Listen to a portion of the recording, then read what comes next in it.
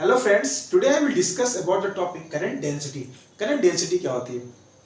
Current density एक vector quantity होती है जिसको हम लोग स्मॉल जे से रिप्रेजेंट करते हैं। इसके पहले हम लोगों ने करंट के बारे में पढ़ा था कि करंट हमारी एक स्केलर क्वांटिटी होती है। तो करंट डेंसिटी हम क्यों पढ़ते हैं, इसके पीछे का लॉजिक क्या है? किसी कंडक्टर के अंदर किसी पॉइंट P पर करंट की डायरेक्शन इस साइड भी हो सकती है, इस साइड भी हो सकती है, इस साइड भी हो सकती है। तो उस डायरेक्शन को, करंट की डायरेक्शन को एसोसिएट करने के लिए, बताने के लिए हम लोग करंट डेंसिटी का यूज करते हैं। क्योंकि करंट को तो हमने क्या माना है कि एक स्केलर क्वांटिटी है, इसलिए करंट डेंसिटी हम लोग इसलिए पढ़ रहे हैं कि जिससे किसी पर्टिकुलर पॉइंट P पर हम करंट की डायरेक्शन को रिप्रेजेंट कर सकें, और वो लोग हम लोग करंट डेंसिटी से रिप्रेजेंट करते हैं। इसलिए हम लोग करंट डेंसिटी को पढ़ने जा रहे हैं। अब करंट डेंसिटी क्या होती है? ये एक सिलेंड्रिकल वायर है जिसका क्रॉस सेक्शन एरिया ये है। इस क्रॉस सेक्शन एरिया से आई करंट फ्लो कर रही है। इस कंडक्टर के इनसाइड एक पॉइंट P है जहां पर हमको करंट डेंसिटी फाइंड करनी है। तो इस पॉइंट P के अराउंड हमने एक स्मॉल एरिया लिया जो कितना है, dA है, और उस स्मॉल एरिया से जो करंट पास कर रही है वो क्या है, di है। तो इस पर्टिकुलर पॉइंट P पर करंट डेंसिटी कितनी होगी? Current density has a magnitude equal to the current per unit area in the region surrounding that point.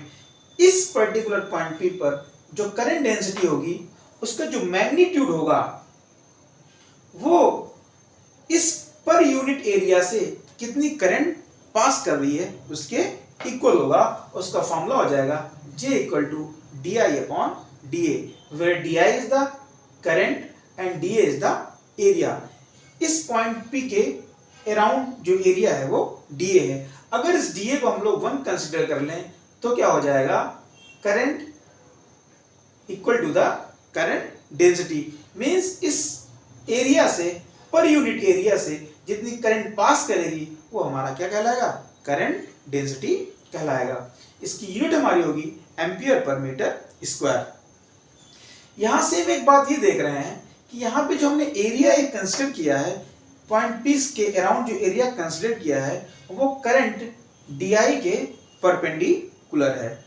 इस DI करंट के परपेंडिकुलर है। इसको अगर हम एरिया वेक्टर के टर्म में बात करें तो हम कह सकते हैं कि इस स्मॉल एरिया का जो एरिया वेक्टर होगा वो करंट की डायरेक्शन में होगा।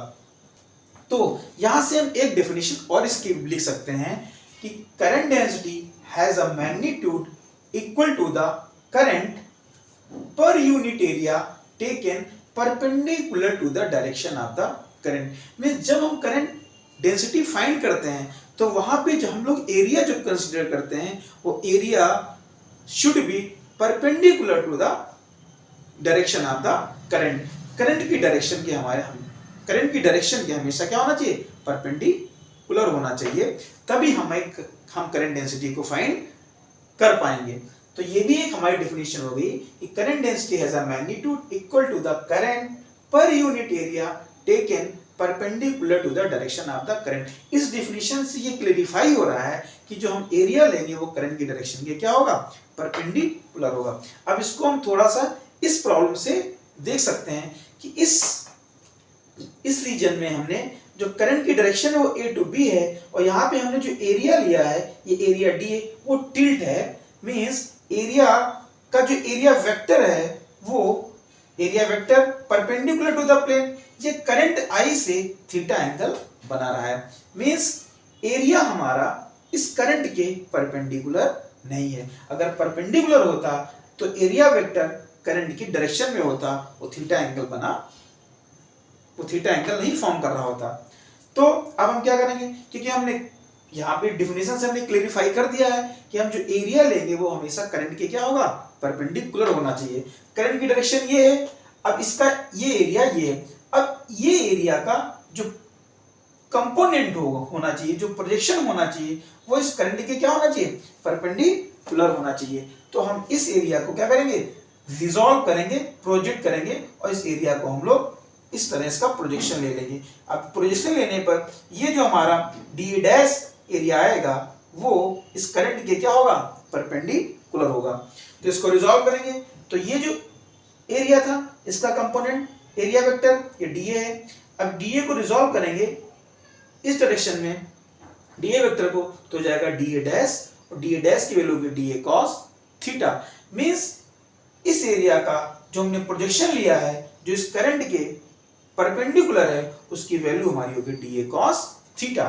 तो इस सिचुएशन में अगर इस पॉइंट P पर हम लोग करंट डेंसिटी फाइंड करें, तो करंट डेंसिटी होगी J equal to DI upon DA dash.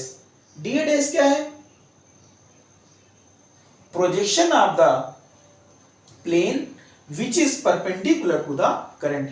इस एरिया का हमने प्रोजेक्शन लिया है जो इस करंट के क्या है, परपेंडिकुलर DA डैश, इसकी वैल्यू हमारी DA cos थीटा होगी। तो यहां से निकल के आएगा DI equal to J DA cos theta. अगर इसके वेक्टर फॉर्म लिखें तो करंट डेंसिटी वेक्टर है, एरिया वेक्टर है, cos थीटा लगा है, तो इट्स मीन इन दोनों वेक्टर का डॉट प्रोडक्ट होगा।